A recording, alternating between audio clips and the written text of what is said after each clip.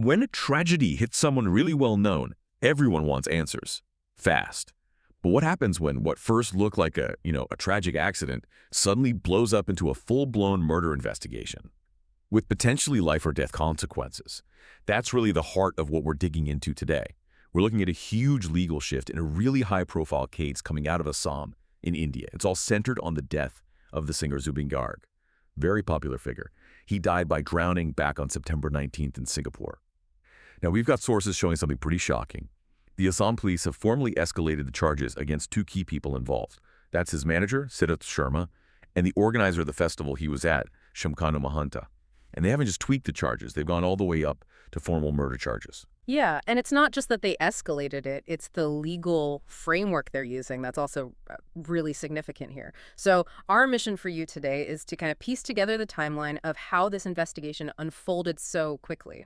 But crucially, we need to understand what it means that they're using the Bharatiya Nyaya Sanhita, the BNS, that's India's newly enacted criminal code. This isn't just, local police work. It feels like a major test case for this new system, and it's happening under intense public and, frankly, political pressure. Okay, so let's focus first on the individuals right in the eye of this storm. Siddharth Sharma, the manager, and Shyamkanu Mahanta, the festival organizer. Right. And when the investigation first kicked off, the police weren't messing around. They brought some serious charges against them from the get-go. Initially, they were booked under several sections of this new BNS code. Things like culpable homicide, not amounting to murder, criminal conspiracy, causing death by negligence. Serious stuff, definitely, but not quite murder, right? More pointing towards recklessness or maybe criminal failure that led to the death. Exactly, and you could see how seriously they were taking it right away. The case got handed over pretty quickly to the CID, the Criminal Investigation Department. That's the state's top unit for these kinds of major crimes. And the CID, which is led by Special DGP Munna Prasad Gupta, they immediately got both Sharma and Mahanta remanded into police custody for 14 days. So even before this big escalation to murder, the authorities were signaling, look, we need to dig deep here. They suspected it might be more than just a simple tragic accident. And it seems like that initial 14-day custody period must have yielded something significant, because this is where the whole story it explodes. The huge development is the police formally adding Section 103 of the BNS to the FIR, the First Information Report.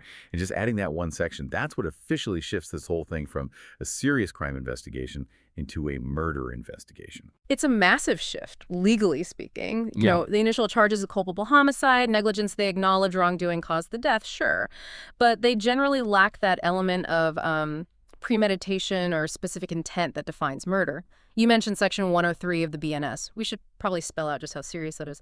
BNS Section 103 explicitly states whoever commits murder shall be punished with death or imprisonment for life and also potentially a fine. Wow. Okay, so the stakes literally went from maybe significant prison time to the absolute maximum penalty allowed under Indian law, life imprisonment or even death. Yeah. Which brings up the obvious massive question. What on earth did the CID find in those first couple of weeks? What evidence emerged that made them say, hold on, this wasn't negligence, this looks like murder? That's the million-dollar question, isn't it? When you bring in BNS 103, you're changing the game entirely in terms of what you need to prove. Culpable homicide might need proof of a rash act or negligence. Murder under 103, that requires proving intent. Intent to cause death or intent to cause bodily harm that you know is likely to cause death. And because the BNS is so new, every step taken under these major sections, especially 103, is being watched like a hawk. It's setting precedents. The investigators must now believe they either have or can very quickly get solid evidence suggesting this drowning wasn't just a terrible accident due to poor planning, but an intentional act. And the pressure from the public to see that evidence, to get answers, must be absolutely intense. This wasn't just one complaint filed somewhere. Our sources are saying more than 60 separate FIRs were filed, all across Assam, against Mahanta, against Sharma, and others involved with the festival. That really shows you the scale of public feeling, the demand for accountability when such a beloved figure dies. Yeah, that kind of volume, 60 FIRs, that gets immediate attention at the highest levels. You can't just handle that locally, piece by piece. And we saw that happen. The Chief Minister himself, Himanta Biswa Sarma, he directed the DGP, the Director General of Police, to pull all those FIRs together, transfer every single one to the CID. So essentially, they bundled it all into one massive, consolidated case, centralized the whole thing. Right, which makes sense from an organizational perspective. But the human side, the emotional core of this, really comes through from the victim family. Zubeen Garg's wife, Garima Saikia Garg, she spoke out. This was while she was in Jorhat for the traditional 13th day post-death rituals, the Mangalakarya, and she actually expressed, well, satisfaction that the two accused men, Sharma and Mahanta, had been brought back to Assam for the investigation.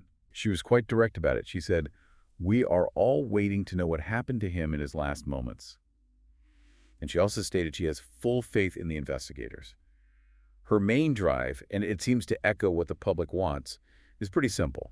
What exactly happened in Singapore? She just wants to know the truth of his final moments. And to manage all that complexity, you've got 60-plus complaints. The death happened overseas in Singapore. The political spotlight is on the Assam government. Took another step. They didn't just rely on the CID. They set up a dedicated 10-member special investigation team, an SIT, just for this case. Forming a specific task force like that really underscores the pressure they're under to deliver a clear, legally sound result here. So if we zoom out a bit, connect the dots. Yeah. This isn't just about the tragic event itself anymore, is it? The whole investigation is shaped by this intense public visibility. And that visibility isn't only because of the victim, Zubeen Garg, it's also ramped up because of who one of the accused, Shyamkanu Mahanta, is connected to. Absolutely. Mahanta isn't just some random event organizer. He's deeply connected within the state's administration and, you could say, political circles. And that means every single move the CID and the SIT make is being watched very, very closely, probably right from the top. We should probably lay out these connections because they really explain why this case has such a high profile, beyond the tragedy itself.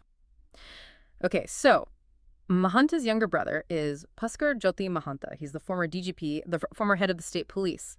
And now he's the chief information commissioner for the Assam State Information Commission. The former top cop's brother. Okay. And wait, there's more. His elder brother, Nani Gopal Mahanta, he was an education advisor to the current chief minister, Himanta Biswa Sarma, before getting appointed as the vice chancellor of Gauhati University. Right, so the former police chief's brother and the chief minister's former advisor's brother are now facing a murder charge under the new BNS. Okay, that adds layers. Does this concentration of connections make the investigation inherently more difficult, or does it just mean it's under an even brighter spotlight? I'd lean towards hypervisible. And in a case like this, with such enormous public demand for answers, that visibility probably translates into maximum official commitment. You see how it's all structured. CID handling it, a dedicated SIT. The CM directly involved in consolidating the case. The stakes are literally life or death with the BNS 103 charge. And these powerful family connections, they almost guarantee that transparency, or at least the appearance of transparency, is absolutely crucial. Think about it. If the police pursue this murder charge and then fail to meet that very high evidentiary standard required by BNS 103, the public backlash could be huge, precisely because everyone knows who's involved, both the victim and the accused family. Okay, so bringing this back for you, the listener, what we're seeing here is a really significant, very deliberate shift from initial charges related to negligence or culpable homicide all the way up to a full murder charge under this new law, BNS Section 103. And this shift seems driven by overwhelming public outcry. Remember those 60-plus FIRs, and it's being handled at the very highest levels of Assam's government and police force. Yeah, what's really striking here is just how complicated it all is. You've got a death by drowning in one country, Singapore. The investigation is happening in another, Assam. It's proceeding under a brand new legal code, the BNS, which carries the maximum possible penalty. That's a real convergence of challenges. And critically, what seems to be fueling the intensity of the whole thing is that very basic human desire expressed by the victim's wife, echoed by the public. Just tell us what really happened in Singapore. That desire for the truth, for the story of his final moments. Yeah. It creates this incredible tension with the slow, meticulous legal process, doesn't it? Absolutely. So maybe here's a final thought for you to chew on. How does an investigation like this one, super high stakes, involving politically connected people crossing international lines, actually manage that tension? The tension between the huge public clamor for quick, satisfying answers and the painstaking evidence-based process that a charge like murder under BNS 103 demands. Getting that balance right between speed and absolute certainty, that feels like it's going to be the defining challenge for this case going forward.